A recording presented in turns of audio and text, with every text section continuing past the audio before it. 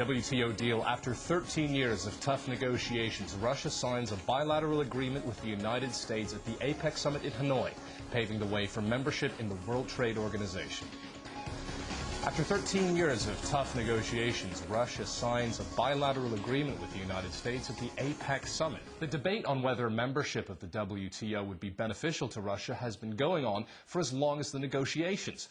Our correspondent Anissa Naoy spoke to Duma Deputy Alexander Lebedev, who says the effect on Russia's economy will be positive. In sort of directly, which is in precise economic terms, we've made some very serious calculations a few years ago.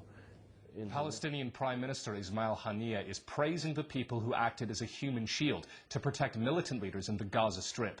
The new tactic forced Israeli jets to call off a planned air attack on 2 buildings in northern Gaza on Sunday. John Mortel reports. Mohammed Baroud was given 30 minutes to leave his house in the Jabalia refugee camp before it was to be destroyed in an Israeli airstrike. Israel's Prime Minister Ehud Olmert is condemning the United Nations decision to investigate a deadly Israeli airstrike on the town of Beit Hanun 2 weeks ago.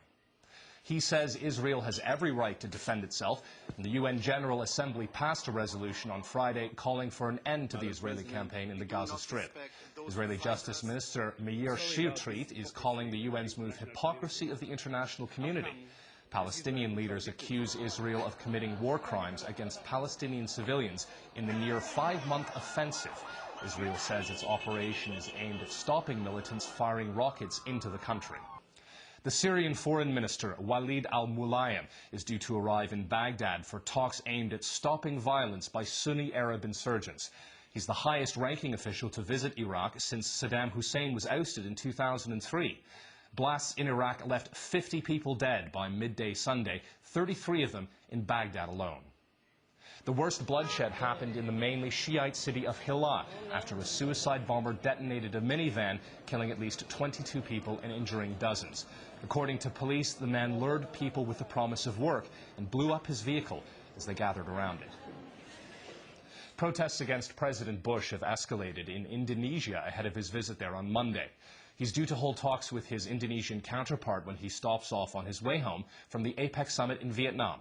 Caroline English has the latest. In the last week, protests against the impending visit of the US president have been held almost daily in several Indonesian cities. A criminal case into the shooting of former Chechen security chief Movladi Baysarov has been launched by the Moscow prosecutor's office. Baysarov was shot dead in the Russian capital on Saturday as police attempted to detain him as a suspect. He was accused of being involved in the killing and kidnapping of dozens of people in the Chechen Republic. Police opened fire when he tried to resist arrest by exploding a hand grenade.